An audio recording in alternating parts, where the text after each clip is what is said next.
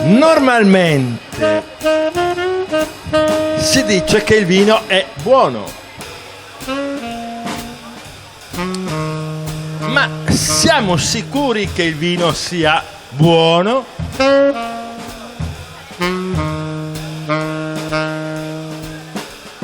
O del vino si può dire anche che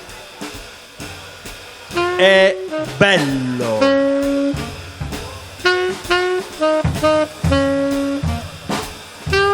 Il vino è un alimento dinamico, non è mai fermo, vive, muta, come la vita.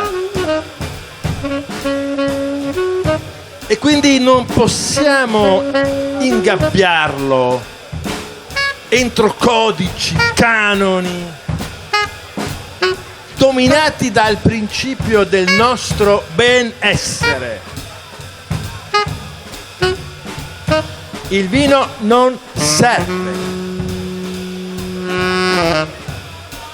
Il vino si beve per berlo, come un'opera d'arte la si contempla.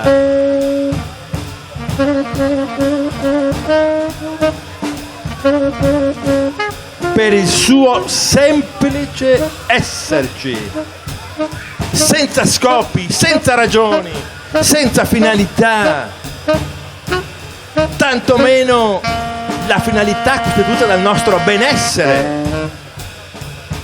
E quindi provate a dire, quando bevete dell'ottimo vino, che è bello.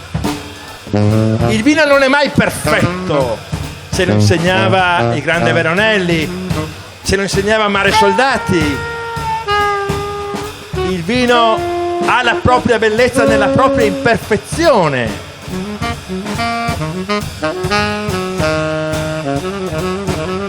Quindi si tratta di mutare paradigma, di pensare e bere in altro modo, di bere pensando. Perché noi non siamo, come qualcuno ha detto, ciò che mangiamo, ma noi mangiamo ciò che siamo e beviamo ciò che siamo e non siamo ciò che beviamo.